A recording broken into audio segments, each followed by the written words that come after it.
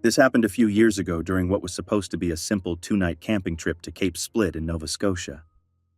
If you've ever been there, you know it's a popular hiking spot with an incredible view of the ocean.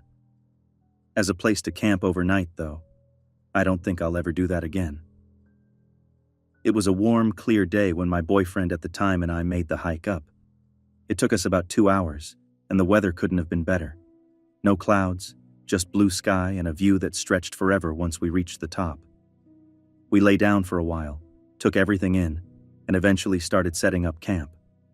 By the time dinner rolled around, the sun was starting to dip, and all the day hikers had cleared out. There was one other couple camped a short distance away, and aside from them, the place felt empty. At least, that's what we thought. Out of nowhere, a man appeared near our campsite. There was no sound of footsteps or movement beforehand. He was just suddenly there. What stood out immediately was how out of place he looked. He was dressed like he was headed to an office or maybe a golf course. Nice shoes, slacks, and a collared shirt. No backpack, no camping gear, nothing that suggested he'd been hiking all day. I remember feeling uneasy almost instantly, like my body picked up on something my brain hadn't caught up to yet. My boyfriend and I were trying to get a fire started, and I looked over at him, expecting some kind of reassurance. Instead, I saw the same concern on his face that I was feeling myself. That was when I knew this wasn't just nerves on my end. The man slowly walked closer until he was maybe 10 feet away. Behind him, just a short distance back, was the edge of the cliff. Without any small talk or introduction, the first thing he said was, "Did you hear about that group of friends that died recently?" I remember thinking how strange that was to lead with, especially given the setting. I answered no, trying to sound normal, while my boyfriend stayed silent. The man vaguely explained something about a car accident, but by then I wasn't really listening. I was focused on how close we were to the edge and how unprepared we were if things went sideways. Then, just as suddenly, he changed the subject and started talking about the bugs, saying it was going to rain overnight because of how they were out. He kept glancing back toward the cliff, which only made everything worse.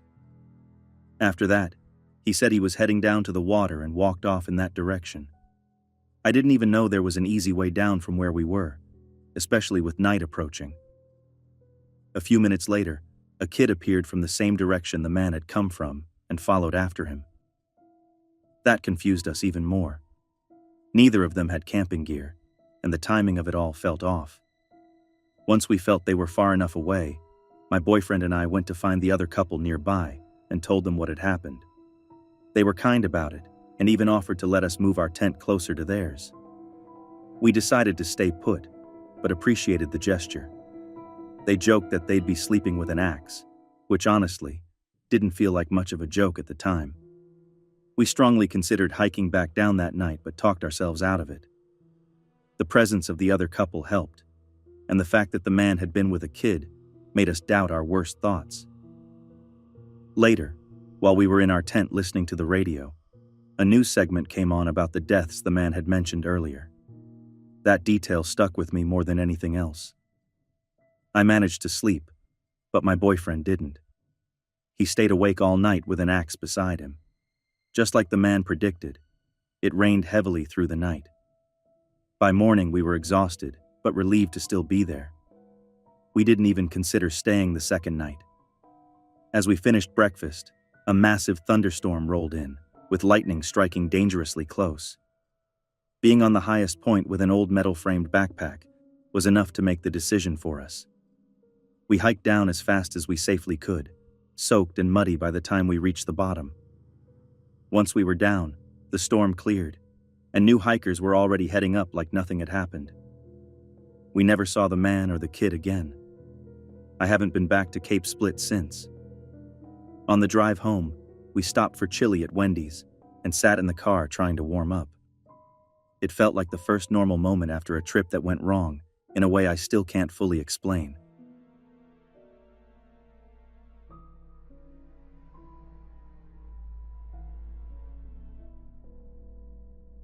I was 18 when this happened. One evening, me and two friends of mine, Mike and Paul, decided to head out for what we loosely called camping, even though none of us planned to stay the night. The idea was just to get out of town, start a fire, drink a couple bottles of wine, eat whatever food we brought, and head home before things got too late. Nothing serious, nothing reckless, just something to break up the routine. We met at my place while it was still light out, tossed our backpacks into the car, and drove out toward an abandoned quarry on the edge of the forest, about 40 minutes away. The quarry had a reputation. There'd been accidents there years ago, and a couple of people had died, but despite that, it was still a common hangout spot. People went there all the time for fires, drinks, and late-night conversations, and we'd never had any issues before. By the time we parked and walked in, the sun was already sinking low behind the hills, throwing that deep red-orange light across the trees. We grabbed as much firewood as we could find while we still had daylight, stacking it near the clearing so we wouldn't have to wander around later in the dark. Once the fire was going, the mood was good. We were laughing, sitting close to the warmth, getting ready to open the wine and settle in. That's when we realized none of us had brought a corkscrew. At first we tried to improvise, pushing and twisting at the corks, but quickly stopped before we ruined the bottles. They weren't cheap, and we'd already carried them all the way out there. Eventually it became obvious that someone had to go back and get one. After some back and forth, I volunteered, but only after setting 2 conditions. First, I wanted a hatchet to carry with me, just in case. Second, and more importantly, no messing around when I got back. No hiding, no jump scares, nothing. Both Mike and Paul agreed immediately. They handed me a flashlight, the hatchet, and sent me off. As I jogged through the trees toward home, I heard movement somewhere off to the side of the path. It sounded heavy, like something rooting through leaves. I remembered a conversation I'd had a few days earlier with an older hunter who mentioned wild boars becoming aggressive around that time of year, especially at night. That thought stayed with me the rest of the run, but nothing happened, and I made it home without incident. My mom was surprised to see me so soon. I explained what happened. She laughed, handed me the corkscrew, and I headed back out. On the return trip, I took a longer route through an open field instead of cutting back through the trees, figuring it was safer. When I finally reached the clearing again, something immediately felt wrong. The fire was still burning, bright and steady. Our backpacks were exactly where we'd left them, but Mike and Paul were nowhere in sight. I figured they were hiding, waiting to scare me, even though we'd agreed not to do that. Tired and annoyed, I sat down near the fire, facing the tree line, assuming that was where they'd be. I hadn't been sitting there long when I heard footsteps. Not running, not stumbling, just steady movement coming from the forest about 30 meters away. I raised the flashlight and aimed it between the trees. That's when I saw a tall figure standing there, wearing a dark hoodie.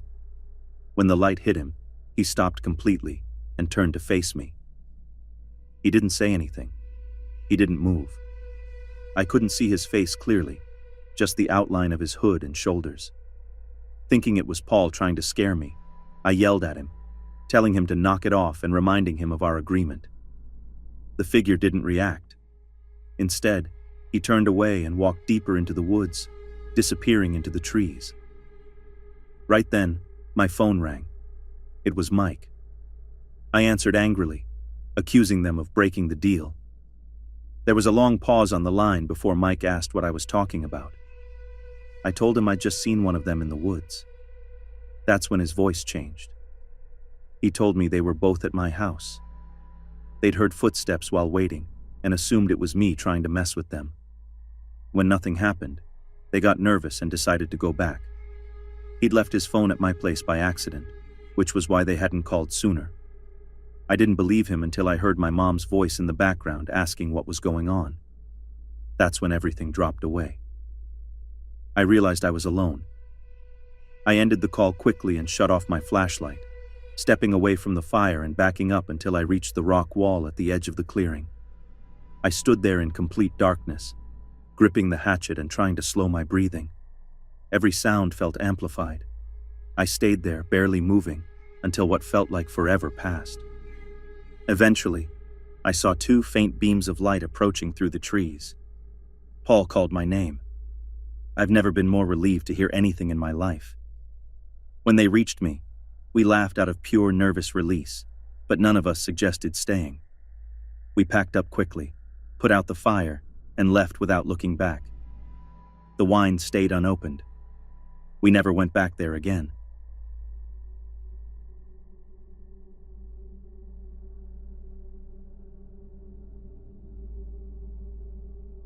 This happened when I was around 10 or 11 years old, sometime near the end of summer. I don't remember the exact year, but I do remember it was my birthday, September 1st, which always lined up with Labor Day weekend. Every year my family would go camping to celebrate, usually at a place called Agnes, somewhere in Central Oregon. It was kind of a tradition at that point, and it was always something I looked forward to. That night, it was already dark out, and my birthday party had wrapped up. I'd opened all my presents earlier, and the two I remember the most were a blanket that came with a stuffed animal and one of those kid laptops. It wasn't a real laptop, just something with built-in games, but at the time it felt like the coolest thing I'd ever owned. I was sitting inside my parents' tent, playing on it, completely focused. My little dachshund was curled up next to me, which made me feel better since my parents and grandparents weren't actually at our campsite. They were down the way at my aunt and uncle's site, drinking and talking. The only people still at ours were me, my brother, and my cousins Dylan and Wyatt. Dylan was asleep, snoring loud enough that I could hear him through the tent, and my brother and Wyatt were in the tent next to mine, just talking. At some point, I heard a dull thump hit the side of my tent. It was loud enough that it snapped my attention away from the game instantly. I assumed my brother was messing with me, so I laughed and told him to knock it off and go back to bed. Right after I said that, he answered back, confused, saying he hadn't touched my tent and that he and Wyatt had been inside the whole time. That's when I started to feel uneasy. I knew he couldn't have gone outside and come back without me hearing the zipper. I told him something had hit my tent, and he brushed it off, saying it was probably just a pine cone falling. That annoyed me more than it should have, mostly because I knew it didn't sound like that. So instead of letting it go, I decided to check for myself. I put on my boots and jacket, grabbed a lantern, and picked up my dog because I didn't want to go alone. As soon as I stepped outside, the campground felt quieter than it should have been. I walked around the tent, looking for anything that could have fallen or rolled into it, but there was nothing there. No pine cones, no branches, nothing that explained the noise. Then I walked behind the tent, toward the bushes. At first, I didn't see anything. My dog started barking suddenly, stiff in my arms, and that's when I noticed a face staring back at me from inside the brush. It was a grown man with long, greasy hair and a beard, close enough that I could make out his expression in the lantern light. My legs felt weak instantly, like they weren't going to work, but I turned and ran as fast as I could toward my aunt and uncle's campsite. I don't remember screaming until afterward, but I must have, because everyone was already getting up by the time I reached them. I told my dad what I'd seen, and he immediately grabbed a flashlight and headed back with the rest of the adults. When we got there, my brother and cousins were out of their tents, confused and scared. They searched the whole area but didn't find anyone. Afterward, my dad asked if I was sure about what I saw. Before I could answer, my brother said that after I ran off, he'd heard bushes moving behind the tent, and then footsteps running into the woods. That was enough to convince everyone it wasn't my imagination. Whoever that guy was, he scared me more than anything ever had up to that point. I don't think I've ever run that fast in my life. I'm just grateful he didn't try to follow me, because I don't want to think about what might have happened if he had.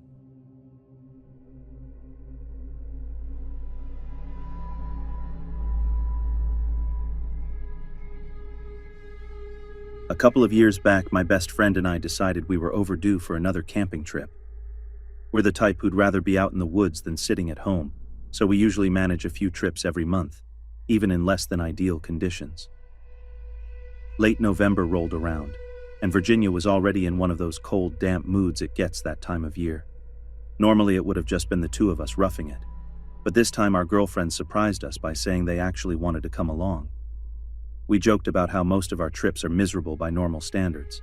Mud, cold nights, no cell service, and that maybe they'd change their minds. But they didn't. So we packed up and planned a quick weekend away in the mountains. By the time Saturday evening came, the four of us were in the car heading a couple of hours west. The further we drove, the colder it got, and eventually rain started hammering down. My girlfriend shifted nervously in her seat, and I could tell she was second-guessing the idea of camping in freezing rain. My buddy and I, being used to this kind of thing, told them it was fine and we'd be warm soon enough once the fire was going. The spot we were heading to wasn't marked on any map. It was this overlook on the side of a mountain, with a steep hidden trail dropping down behind the rocks. You weren't supposed to camp there, but we'd been using that place for years. It was our little hideaway, just far enough off the beaten path that nobody ever stumbled across us. When we pulled up, though, night had already swallowed everything around us. You could see the city lights faintly in the distance, but the mountains themselves were just a wall of shadow. The rain hadn't let up, and the wind felt like it was slicing through every layer of clothing we had on. I unloaded my pack with my girlfriend and walked over to the start of the trail, figuring my buddy and his girlfriend were right behind us. After a couple of minutes, I realized they weren't coming. When I walked back to check, I found them standing by the car bickering. My buddy had somehow locked the keys inside. Now it's pouring rain, it's freezing, it's almost 10 at night, and we've got no way to call for help. The nearest town was at least 20 miles away, and our phones were useless out here.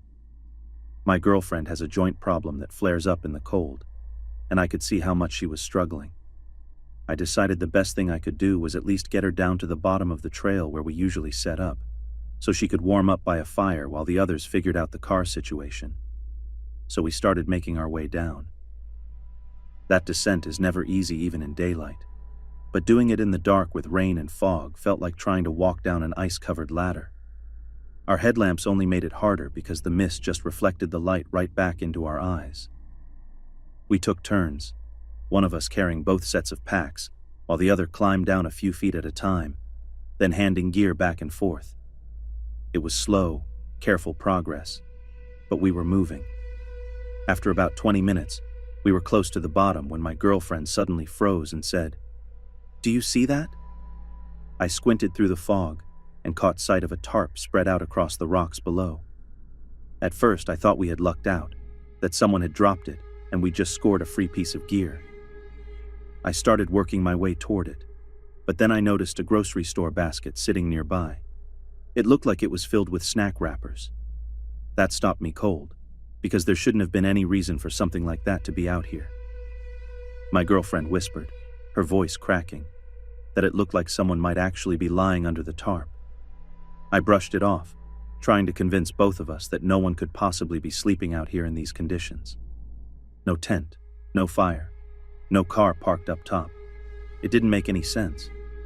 This wasn't the kind of place a through hiker or anyone homeless could survive, not in this weather, and not miles away from civilization.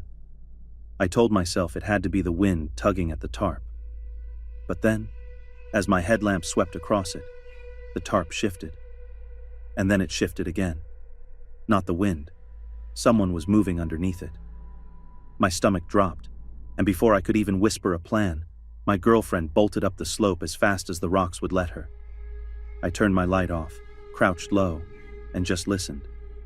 I could hear whoever it was down there stirring, rocks crunching under their movements, slow but deliberate. I called out, trying to convince myself it might be someone lost or hurt. "Hey, do you need help?" The silence that followed was heavier than the rain. I tried again, nothing. Whoever it was had no interest in answering. That was all I needed to hear. I scrambled back up after my girlfriend, heart pounding. When we made it back to the car, she was in tears and I couldn't stop pacing. My buddy and his girlfriend were rattled after we told them what had happened. Now we weren't just stuck with a locked car. We had no idea who was down there or what they were doing. Eventually, he managed to get enough cell service to call a locksmith. The guy showed up after what felt like hours and immediately told us we should leave the area. He mentioned that strange things happen in those mountains, from hikers vanishing to bodies turning up. He didn't go into detail, but his point was clear. Nobody slept that night. We piled into the car once it was unlocked and drove all the way home in silence. I still catch myself replaying that moment when the tarp moved. What was that person doing there in the middle of nowhere, in the freezing rain with no gear? Why stay silent when someone offered help? I'll never know, but the memory still makes my skin crawl.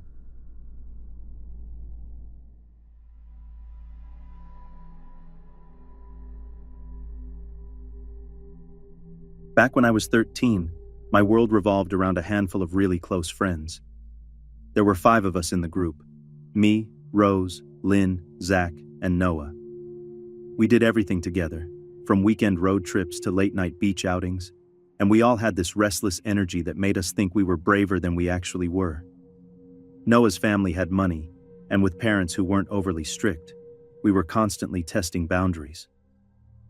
That summer before 8th grade, we decided camping would be our next big adventure. The plan was to head out with Lynn's older sister Margot and Zach's older brother Todd, both of whom were 17. That gave us 7 people total, which seemed like the perfect number to pull off something exciting without any adult chaperones. We picked a forest about 20 miles from Noah's house, far enough to feel like we were really out there, but still close enough that it didn't feel impossible to get home if things went sideways. At least that's what we thought. Setting up camp was simple enough.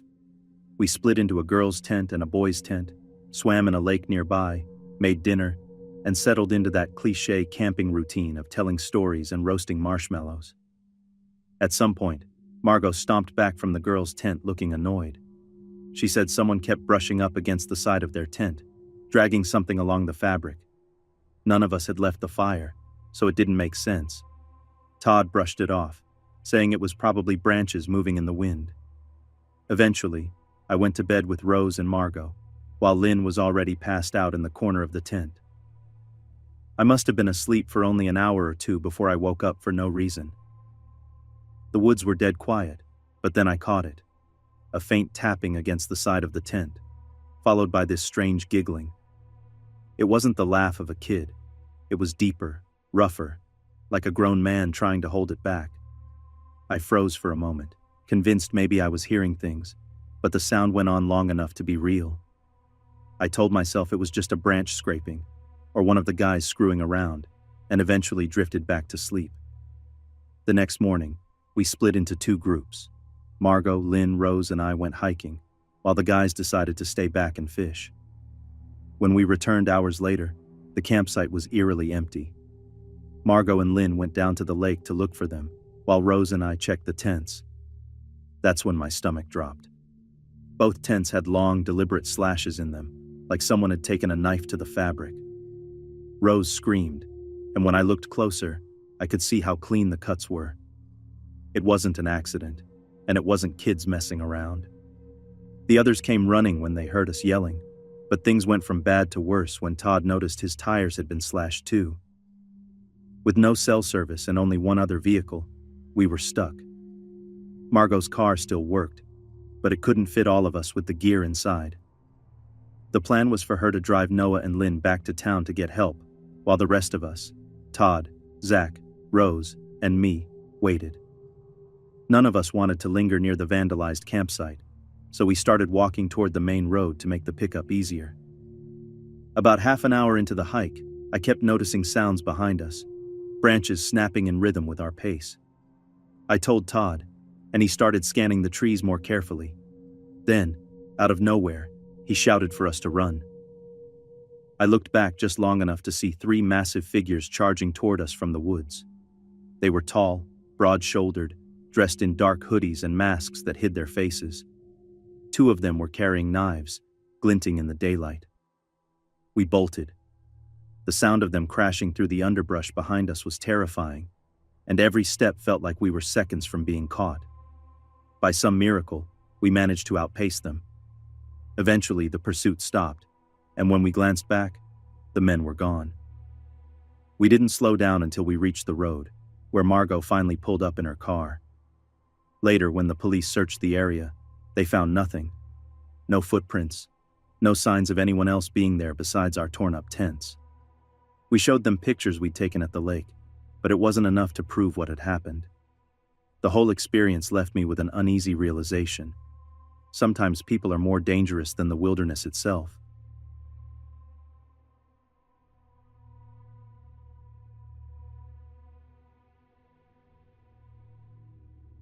Last summer was supposed to be this big send-off trip before all of us scattered for college. We'd been talking about it since senior year ended. One last time where it was just us, no parents, no responsibilities, just a little slice of freedom. Looking back, I wish we'd gone somewhere safer, but we were 17 and thought we were invincible. There were 6 of us, me and my girlfriend Stephanie, my buddy Brandon, and his girlfriend Kaylee, plus Steve and his girlfriend Sarah. Each couple had their own tent, and between the 6 of us, we had way more supplies than we actually needed. I was the Boy Scout of the group, so I made sure we had food, water, lanterns, the works. But we also showed up with coolers full of beer and a bag full of weed, because that's what we cared about more than anything. The drive out felt endless. We spent hours on back roads until we found a spot that looked perfect. Quiet woods with a few houses in the distance, but not so close that anyone would bother us. There was no cell service, which was annoying at first, but after a while we just shrugged it off. We set up camp, parked Steve's Honda Pilot close enough to keep an eye on it, and spent the first night exactly how you'd imagine, passing around a blunt, cracking open beers, laughing until we fell asleep in our tents. The next day we wanted to see what else was around, so me, Steve, and Sarah went wandering while Brandon and Kaylee stayed behind to do their own thing. We followed a trail not far from camp, and after 20 minutes, we stumbled on this old cemetery. It wasn't abandoned, though. There were flowers on some of the graves, little notes tucked into the headstones. It looked like people still came by to visit. Just past it, we noticed a wider dirt path with faint tire marks and a rough parking area, like something you'd see for a hiking spot. We didn't linger long. We spotted some deer, joked around a little, and eventually headed back. That evening we went harder than the night before, figuring we should burn through what we brought so we wouldn't have to haul it home. We drank, smoked, told stupid stories, and when we finally crawled into our tents, I thought we'd all just crash until morning. Instead, everything flipped upside down in seconds. I shot awake to Sarah's scream ripping through the campsite. Steve's tent was being slashed open from the outside, fabric tearing like paper. Steve swung his heavy flashlight at whoever it was and managed to fight him off long enough to get himself and Sarah into the car. They had the best shot since their tent was closest to it. The rest of us weren't so lucky. Our tents were set up farther back, closer to the tree line. I remember Stephanie clinging to my arm while Brandon and Kaylee scrambled out of theirs. Then Steve's voice cut through the chaos. He yelled, "Cemetery!" That's when it clicked. The trail past the cemetery was our only other way out, and if we could get there, maybe Steve could circle back. I grabbed Stephanie's hand, and the 4 of us sprinted into the woods.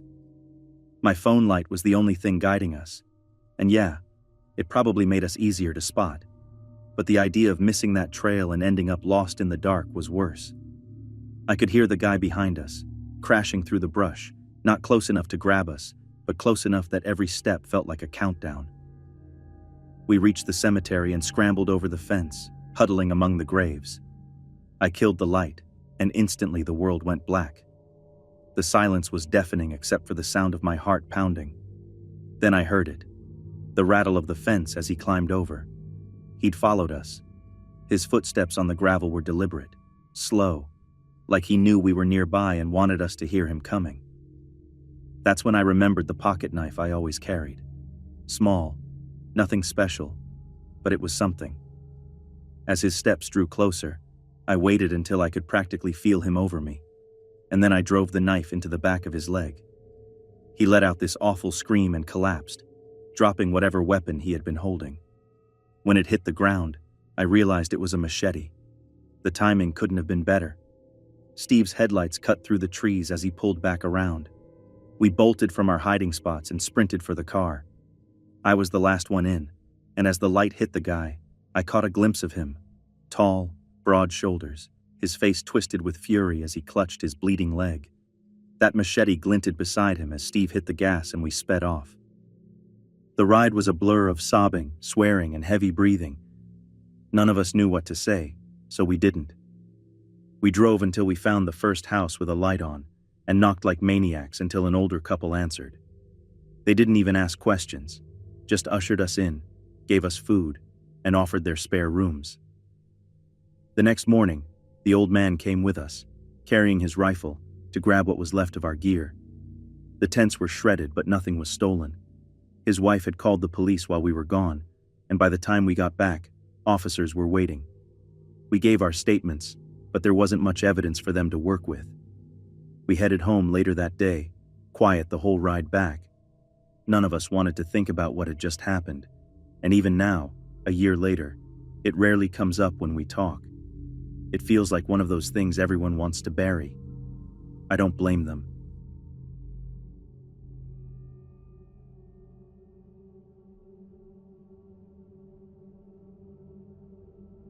When I was a teenager, my summers almost always included camping trips with my family. We'd head out to White Lake State Park in New Hampshire, and it was the kind of place that made childhood feel like a movie. Days full of water balloon fights, rollerblades tearing down the paved paths, flashlight tag that went on until someone twisted an ankle, and cousins screaming at each other during Nerf battles. Those trips were the highlight of my year. Things changed when I got older, especially after my grandmother passed away. The big family gatherings slowed down and eventually stopped altogether. But there's one trip, one of the last ones we did, that's been burned into my memory for reasons I wish weren't so terrifying. I was 16 at the time. One night, while everyone was hanging out around the fire roasting marshmallows, my old prepaid track phone buzzed.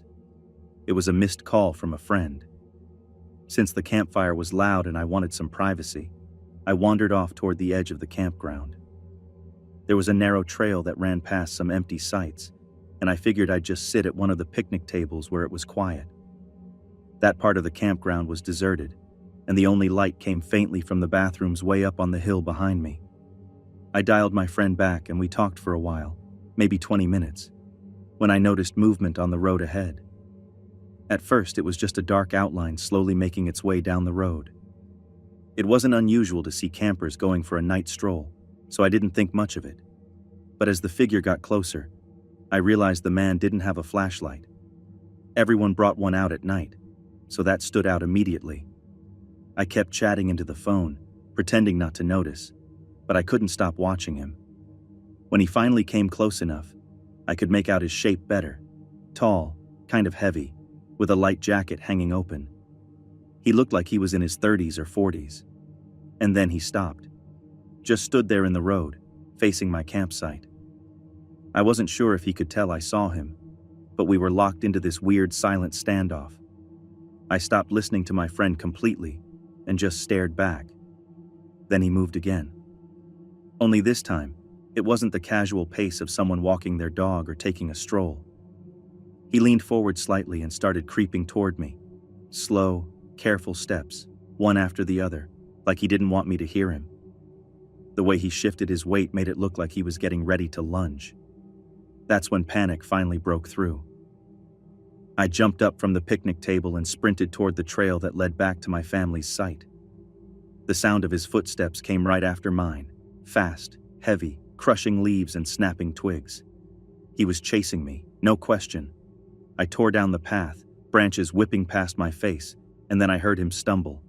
A branch cracked loudly, and he let out this grunt like he'd either tripped or slammed into something. I didn't look back. I didn't want to see his face. I just wanted distance between me and him. I kept running until the glow of our fire came into view. When I burst back into camp, I was a mess, crying, shaking, trying to explain what had just happened. My family listened, but instead of being alarmed, they brushed it off. My aunt suggested maybe it was some guy who thought I was someone else and was messing around.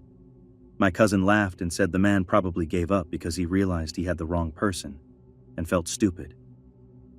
Within minutes, they were back to their jokes, the fire crackling like nothing had happened. I sat there in silence, trying to convince myself they were right. that maybe I was just overreacting. But even then, deep down, I knew what I saw wasn't innocent. That man wasn't out for a stroll, and he definitely wasn't approaching me by mistake. It's been years since that night, but it still sticks with me. I carry pepper spray and a personal alarm everywhere I go now, because once you experience something like that, you never forget how fast things can turn dangerous.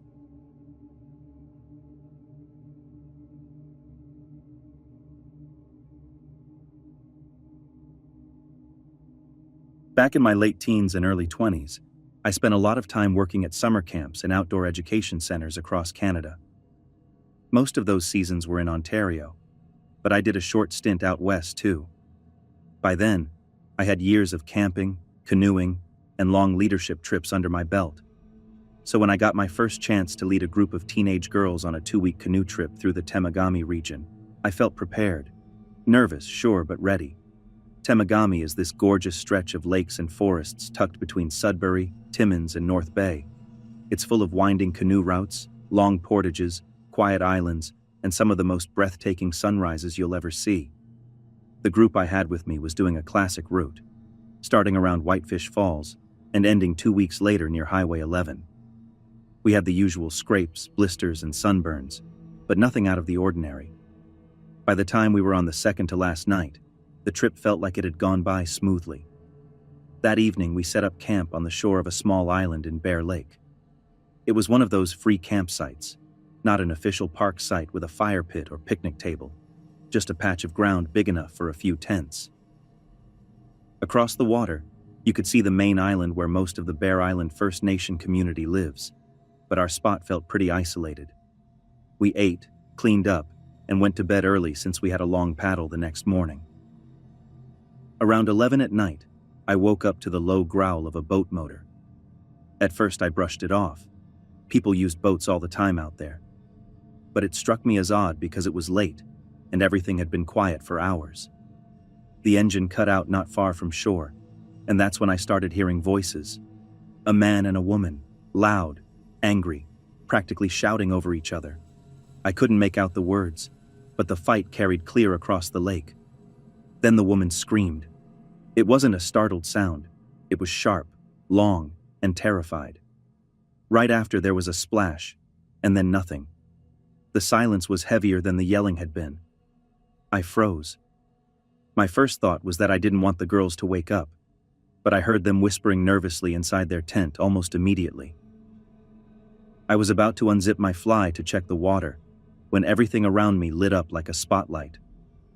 A powerful beam swept across my tent, held for a moment, then shifted over to where the girls were sleeping. I whispered for them to keep still, my voice as calm as I could make it, even though my stomach was twisting. The light moved back to me, then back to them again, slow and deliberate. It went on like that for minutes that felt stretched thin, though in reality it probably wasn't more than 5.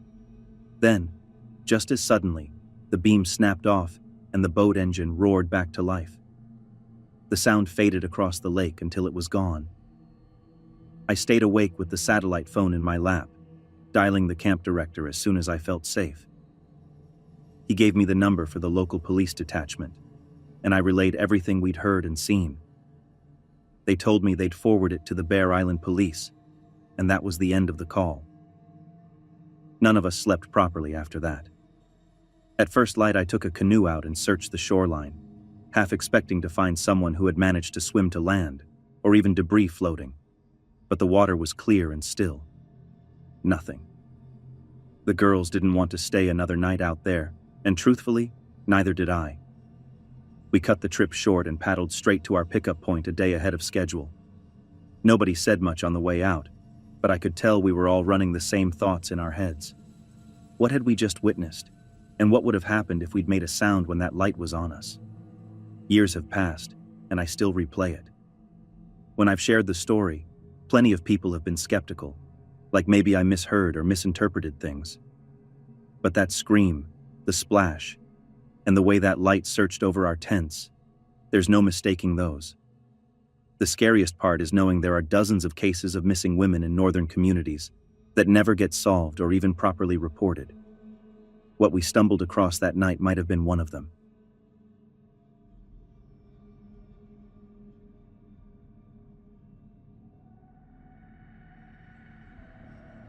This happened just a week ago, and it's still stuck in my head. My parents drove me and my brother out to the campground with our two cousins and their dad. And because the girls refused to sleep in tents, we rented two little cabins right next to each other, so the whole crew could be near one another, which was perfect for us kids, because those cabins felt like our own little fortress.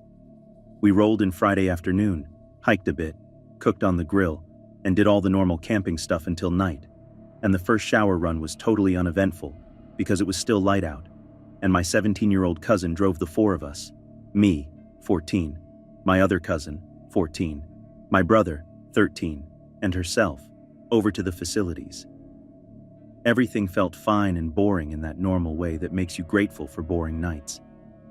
Saturday night was different because we stayed by the fire later and waited until about 9 to walk to the showers, which is basically walking into a tunnel of absolute black with only your phone flash to guide you.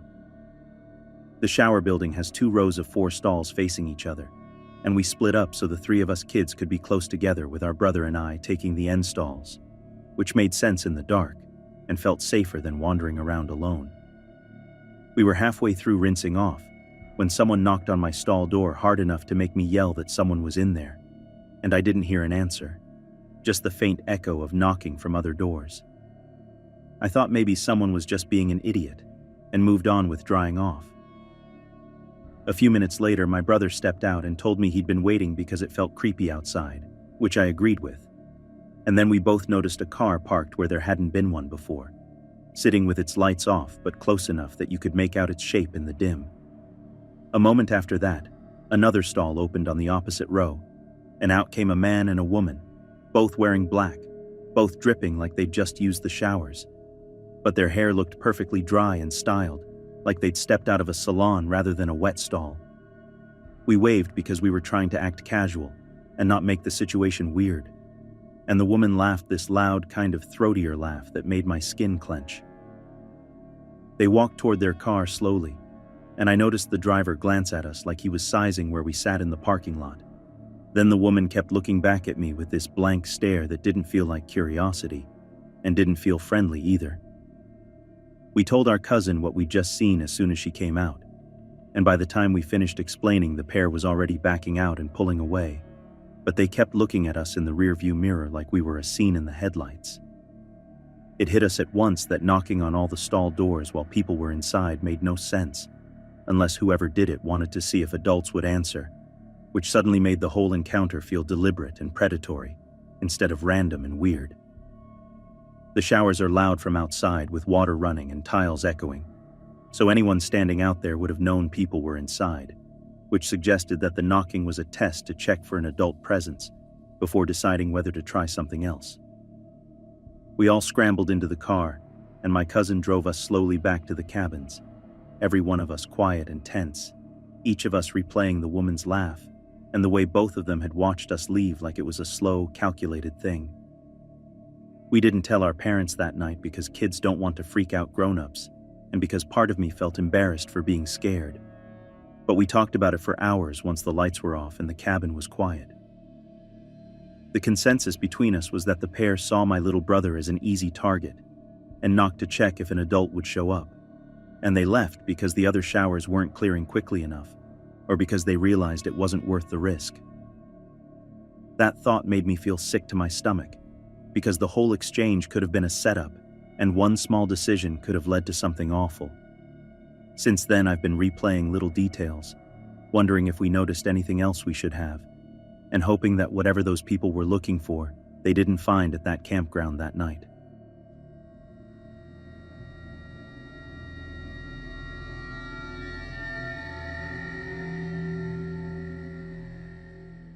A couple years back, my best friend and I were talking about how we hadn't gone camping in a while, and we figured it was time to get back out there. We usually try to make it out to the woods a few times a month. We're into the more primitive kind of camping. No amenities, no comfort, just you, your gear, and whatever the weather decides to throw your way. It was late November in Virginia, so we were looking at that coin flip where it's either unexpectedly nice or brutally cold, and of course, it turned out to be the latter. Despite the cold, our girlfriends had been bugging us to finally take them with us on one of these trips, even though we'd always warned them how miserable our idea of fun can be. But they insisted, and we were honestly kind of hyped they wanted to come. We figured, what the hell, maybe they'll enjoy the challenge. So Saturday comes around. We're all packed up and driving about 2.5 hours west into the mountains to this spot we call our secret site. It's not officially on any map, more like one of those scenic roadside overlooks that people pull into to admire the view. But it has a trail, and I say that word lightly, leading down to a rocky drop-off where we usually set up camp. As we got closer, the rain started, and the temperature kept dropping. I could tell my girlfriend was already uneasy, especially since it was getting dark fast. But we kept assuring her that we'd done this plenty of times and everything would be fine. By the time we arrived, it was already dark. The only view was of the city lights twinkling in the distance, and the wind had picked up enough to make it feel like it was cutting straight through our clothes. I'd say it was hovering just above freezing, about 34 degrees or so, and that rain had turned to a mist that just clung to everything. The girls had definitely lost that spark of excitement they had earlier. Our secret spot required some effort to reach. There's a steep, sketchy rock scramble that drops probably 75 feet from the overlook to this flat area below. It's not a marked trail, more like something high schoolers use to sneak off and smoke without getting caught. And yeah, we weren't technically supposed to camp there, but being young and dumb, that never stopped us before. So I get my gear out, and my girlfriend and I head to the edge of the trail to start making our way down, while my friend and his girlfriend are still gathering their stuff. We wait for a bit, and after a few minutes, we're wondering what's taking them so long. It's cold, wet, and we're both getting annoyed. Eventually, I hike back to the car to check on them, and that's when I hear them arguing. Turns out, my buddy had locked the damn keys in the car. Great. 10 at night, raining, freezing, and now we're stranded in the middle of nowhere with no cell signal and no easy way out. I head back over to my girlfriend and tell her what's up. She's got a joint condition that acts up in cold, damp weather, and I can tell she's starting to hurt. So I yell to my buddy that we're going to start heading down to get a fire going so she can warm up, and I'll come back up afterward. We switch on our headlamps and begin carefully working our way down the slippery slope. It's brutal. The mist makes it almost impossible to see. It reflects off the light and blinds you instead of helping. We have to work in this weird leapfrog system. She hands me her gear, climbs down to me, takes mine, I go further down, rinse and repeat. It's exhausting and painfully slow, but we're getting there. We're about 10 minutes from the bottom, where we usually pitch our tent, when she suddenly stops and says, "What's that?" There's tension in her voice that makes me instantly alert. I look where she's pointing, and through the fog, I can barely make out what looks like a tarp. My first thought? Score! Free tarp! I figured it must have blown off someone's sight and just landed there. Maybe they never came back to get it. But as I get closer, I spot something weird. A plastic handheld shopping basket, the kind you get at grocery stores. It looked like it had a bunch of snack wrappers in it. My girlfriend's eyes are wide, and she whispers, "Is that a person under the tarp?" I tried to laugh it off and told her there's no way. I mean, we're out in the middle of nowhere, in freezing rain, halfway down a rocky cliff. There's no trail access, no fire, no gear, no sign of anyone else being out here. This is not a place where someone just camps casually. Definitely not a homeless person, and no way a through hiker. We're nowhere near a through trail, store, or road. I creep closer, mostly to prove to her it's nothing and we're just spooking ourselves. My light shines directly on the tarp. It shifts. I freeze. Maybe it's the wind. I glance back at her. She's already backing up slowly. I turn back toward the tarp and it shifts again, bigger this time. There's a person under there. They're waking up. My heart was pounding so hard I could hear it over the rain. I whisper, "Run!" But she's already scrambling up the rocks. I yell again just to be sure she's moving, then turn and bolt after her. As I pause for a moment halfway up, I turn off my light and listen. I can hear the shifting of stones. This person is now walking around, fully awake. No fire, no light, just moving in the dark. Still trying to keep a rational mind, I call out, asking if they're okay or if they need help. Nothing. Not a single word back. I ask again. Silence. That was it for me. We scrambled back up to the top, where my friend and his girlfriend are still huddled near the car, freaked out about the keys. We tell them everything, and now they're panicking too. It's raining harder now, and we end up setting up a makeshift tarp shelter and just sitting under it, shivering and waiting while my buddy hikes around trying to get signal. I couldn't stop staring at the trailhead, half expecting this silent stranger to come crawling up after us. Eventually, thank God, he gets enough signal to call a locksmith, and when the guy shows up and we tell him what happened, he just goes pale and says, "Y'all need to get out of here, now." Apparently, he'd lived in the area his whole life and told us about weird disappearances, unsolved hiker murders, basically, local legends no one likes to talk about. He said some people just vanish out here, and some people hide out here for a reason. We didn't even hesitate. We got in the car and drove all the way home that night. No camping, no sleep, just silence and headlights. To this day, I still think about that night, about that person under the tarp. What were they doing out there? Were they hiding, running, planning something? It still messes with my head. There was no way they could have survived out there in those conditions without gear, and we never heard a single word from them, just silence in the dark. It was the first time I truly understood that, in the wild, people can be the scariest thing out there. I look back now and realize how reckless I was. I never should have taken my girlfriend to an illegal site, in the cold, with no communication and no real plan. I let my own ego and comfort with the outdoors blind me to how dangerous it could actually get. That night could have ended a lot worse. It changed how I approach every trip now. We never went back.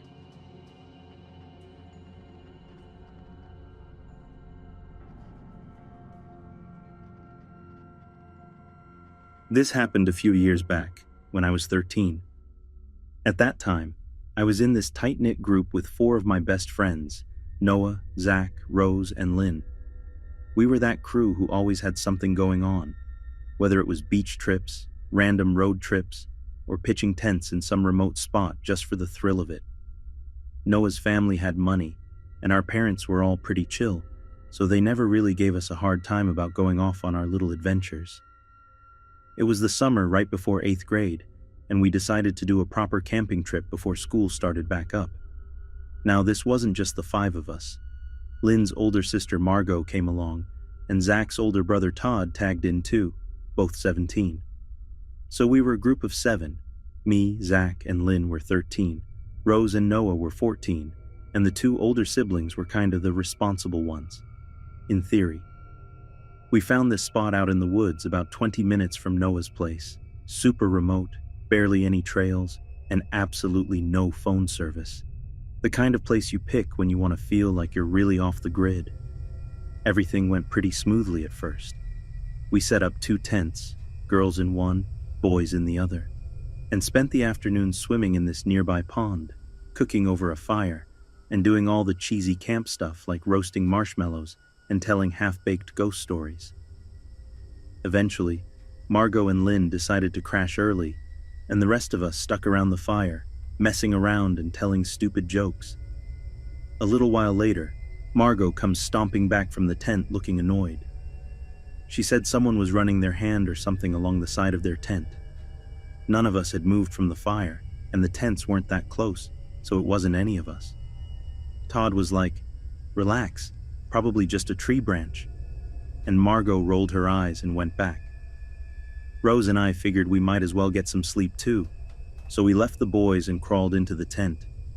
Lynn was already passed out, and the rest of us settled in, Me closest to the front, Rose beside me, and Margot next to Lynn at the far end. I fell asleep pretty quick, but a few hours later, around 2:15, I remember checking my phone. I shot awake for no obvious reason. I was just lying there, eyes adjusting to the pitch black, wondering what the heck woke me up. Then I heard it. This slow tapping on the outside of the tent, followed by a weird giggle. It didn't sound like any of the guys. It was a deeper voice, but not like full-grown man deep. The sound stopped after a bit, and I just convinced myself I was overthinking it. Maybe I was half dreaming or something. Either way, I managed to fall back asleep. Next morning, we decided to go hiking. To keep our stuff safe, we split up.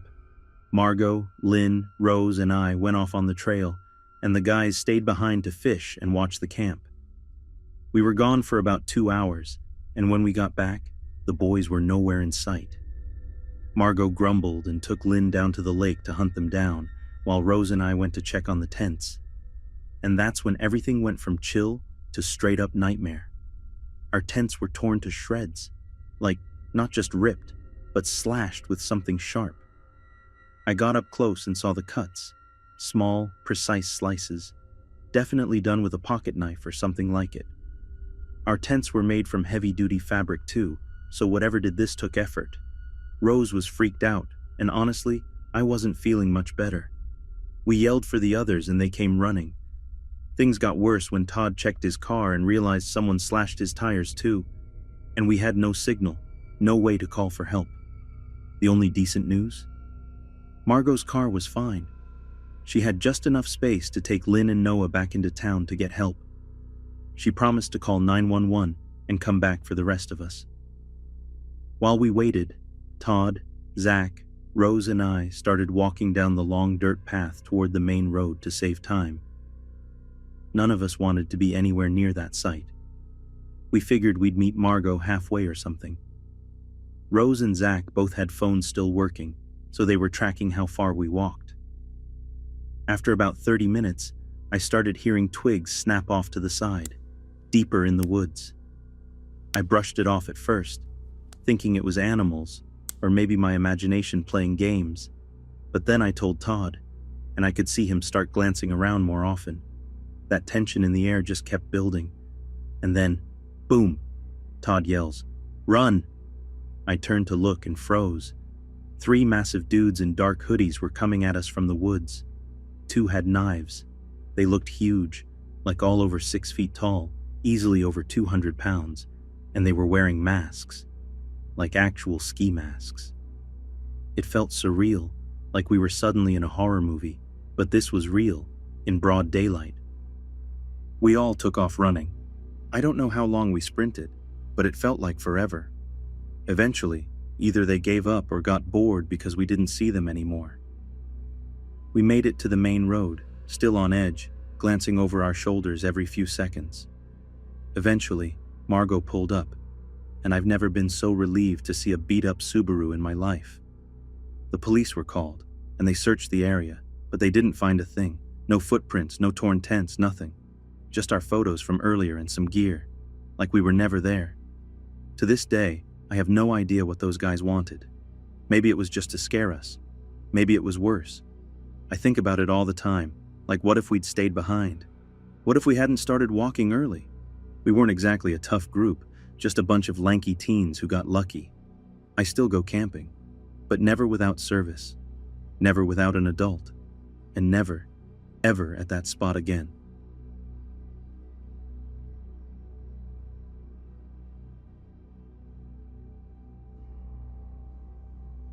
Back in the summer of 2016, my wife and I were riding high on post-wedding bliss.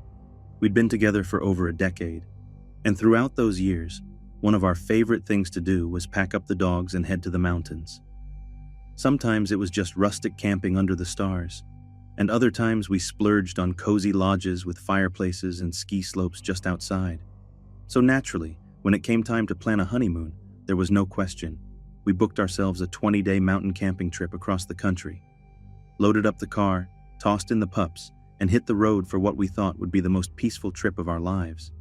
And at first, it really was. The air was fresh, the trees towered above us, and after 2 days of solid driving, we arrived and set up camp like seasoned pros. By day 3, we were already that couple at the campground, the ones with the perfectly set up site that newbies kept wandering over to for advice or spare supplies. We didn't mind. We've always been happy to lend a hand, whether someone needed a fire starter or forgot their sugar. But then, things took a turn. It was around the 4th or 5th day when she showed up. I say she because to this day, we never did get her name. My wife and I were sitting beneath a tall pine, playing cards and enjoying a couple cold beers when, bam, there she was. No footsteps, no warning, just there. "Can I pet your dog?" she asked out of nowhere. Even the dogs hadn't sensed her approaching, and they immediately freaked out, barking and growling like she'd dropped out of the sky. I politely told her it wasn't a good idea, and instead of leaving, she just stood there. Didn't talk, didn't smile, didn't even look directly at us, just loitered on the edge of our sight like she forgot what she came for. After a few awkward minutes, she turned and walked off. Now, I've worked with folks who've had serious brain injuries, so I try not to jump to conclusions when someone acts a little off. But still, this lady had my attention. I watched as she walked into a nearby campsite a few plots down from ours, where a small tent was already pitched. She pulled out another, smaller tent from her backpack and started setting it up. I recognized that campsite. 2 girls had set up there the day before, but today, they were nowhere in sight. The next morning, I was headed to the showers when I saw her again. She was sitting in her tent with the flap open, reading a book. Didn't think much of it. But on my way back, the tent flap was closed, but rustling like someone was definitely inside. And just as I was passing, she unzipped it, and boom, there she was, completely naked, not even trying to be subtle.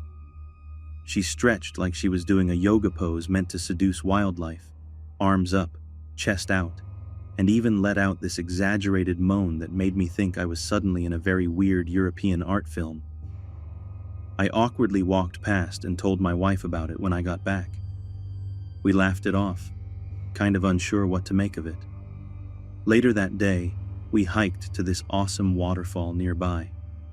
It was a bit of a trek, but worth every step. As we were taking in the view and snapping pictures, guess who appears out of the trees behind us? Yep, her. At first, I thought maybe it was just a coincidence. Popular trail, lots of campers, but the way she just froze and stared when she saw us? Nope, that was not normal. I turned to my wife and said, "I think we've got a stalker." She turned to look and instantly got that same uneasy vibe. So we kept hiking, trying to ignore it, but she was always right there behind us, never catching up, never falling behind. Our youngest dog wouldn't stop looking back at her, clearly uneasy. Eventually, I suggested we stop for water and let her pass. She didn't. She stopped too, just stood there again. That was it. We both agreed to cut the hike short and take the quick loop back. Every time we turned a corner, we jogged a bit to put some distance between us. Eventually, we lost her. That night, my wife went to take a shower and came back with more weirdness.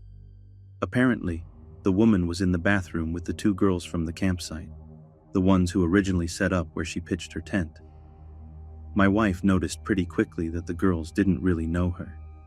She was clearly trying to tag along with them on a night out to the nearby ski town, and they were just entertaining her, probably to get rid of her. They told her to meet them at a restaurant that had already closed. Basically, they were ditching her. As soon as she left, the girls were in the bathroom laughing about it, making fun of her like mean kids at a school lunch table. My wife, being the kind of person who doesn't put up with that nonsense, even toward a creep, called them out.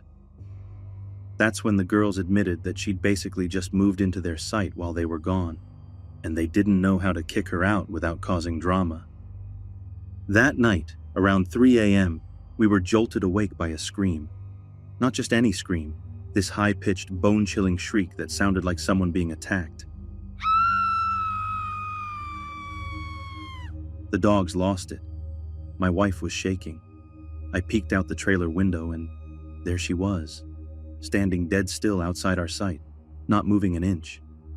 Even though I only cracked the window cover a tiny bit, it felt like she was staring right into my soul. After what felt like forever, she just turned and walked off. That whiskey nightcap was definitely earned. The next day, our friends arrived from the city. We were excited to have a normal weekend. But no more than 15 minutes into setting up, there she was again. Bam, right in our campsite.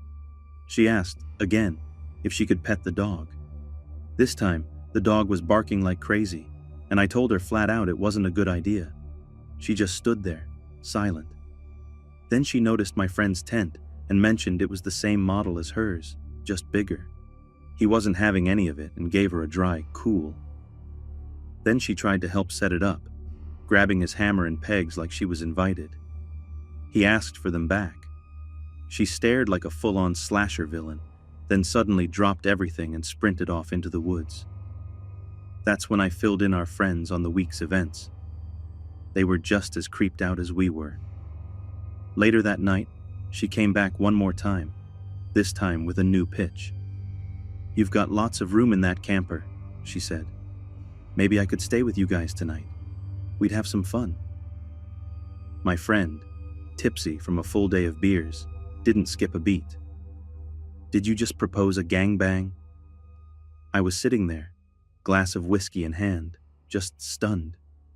She looked straight at me, grinned, and said, "I like your friend." Then she turned and disappeared into the night, like some weird camping-themed ghost. When we went to clean up for bed, my wife pointed out her campsite. It was trashed. Garbage and clothes thrown everywhere, and her tent? Gone. She had vanished, leaving the place looking like a bear had hosted a party. A park ranger was doing rounds nearby, so we told him the whole story. He said he'd look into it. We didn't see her again until the final day. There's this lookout point near our site, perfect for watching the sunset over the valley. We were up there enjoying the view when my wife saw something through the camera lens. Her, standing halfway down the slope, just watching us. She climbed up, sat silently on a rock next to us, and didn't say a word. My wife gave me a sly look and asked me to take a picture of the sunset, making sure the woman would be in frame. Just in case, you know. We got our last look at the mountains, packed up the next day, and left without any more sightings. Looking back, we both agreed something was seriously wrong with her. Socially off was one thing, but the stalking, midnight howls, the staring, and that weird final encounter, that was something else. At times it felt like she was seconds away from snapping, and not just mentally. I've never been more relieved to leave a campsite in my life.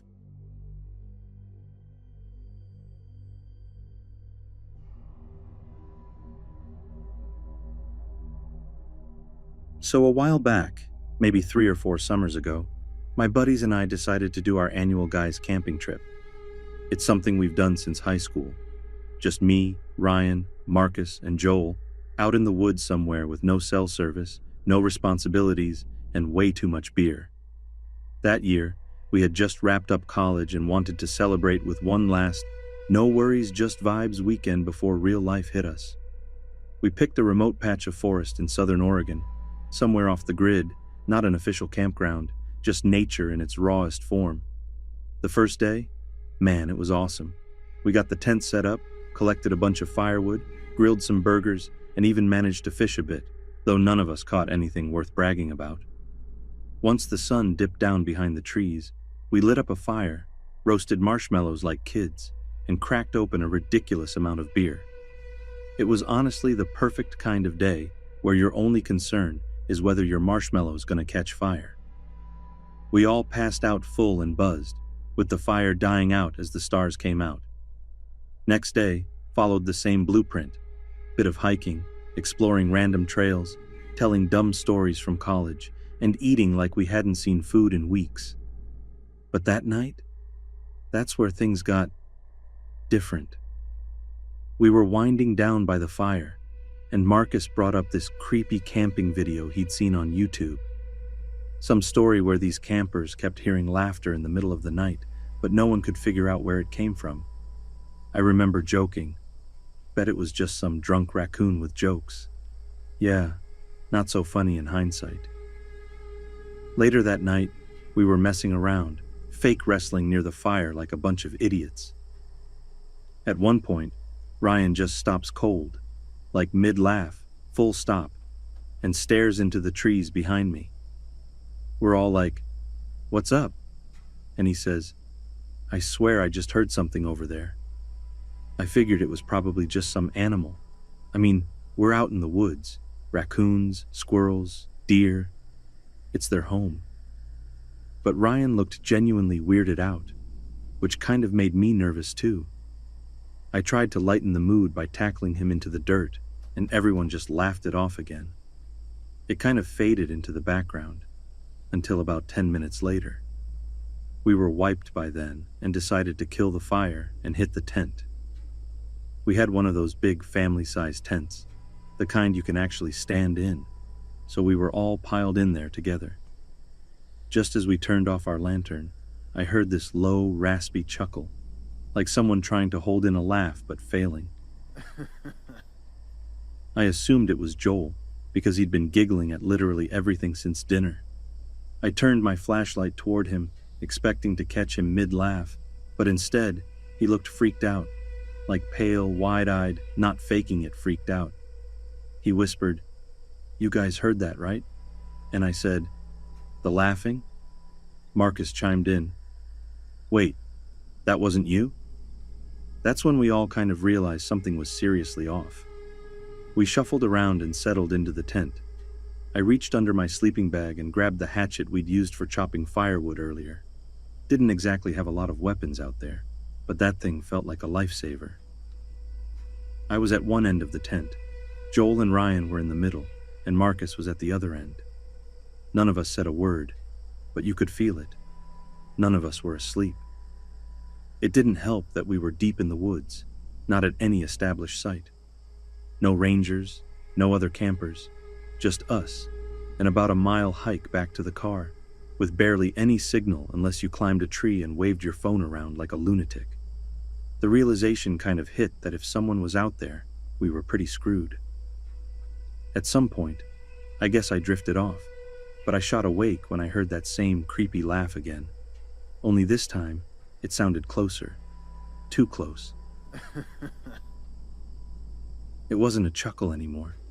It was like this weird, throaty giggle that felt like it was coming from just outside the tent wall. I froze. Didn't even turn my head. I just stared straight up at the ceiling of the tent, heart pounding, clutching that hatchet like it was a teddy bear. Then, out of nowhere, a shadow moved across the side of the tent, and what looked like a finger. It started slowly tracing circles on the fabric of the tent, just gliding along, as if whoever was out there knew exactly how freaked out we were. That finger made its way around the side of the tent, and when it got to the entrance, everything went dead quiet, like the kind of silence that makes your ears ring. Then, all at once, the whole tent shook violently, and this voice, low but loud, yelled "Waka waka waka," like some freak show muppet on drugs. Joel screamed louder than I've ever heard a man scream, and right after, whoever it was outside let out this long, wheezy laugh and walked off like they were just going for a stroll. We didn't sleep after that, not even close. We just laid there, holding our breath every time a twig snapped. It was probably the longest night of my life. By the time the sun came up, we didn't even talk. We just started packing, took down the tent, shoved everything into backpacks, and made the hike back to the car without a single joke or smart remark. We still do camping trips every year, but you better believe we go to actual campgrounds now, with lights, people, and sometimes even a ranger station nearby. And these days, I don't just bring a hatchet. I've got a Judge revolver with me every time, just in case. I'll never really know if it was a psycho playing games or just some local pulling a prank. But either way, I'm not taking chances like that again.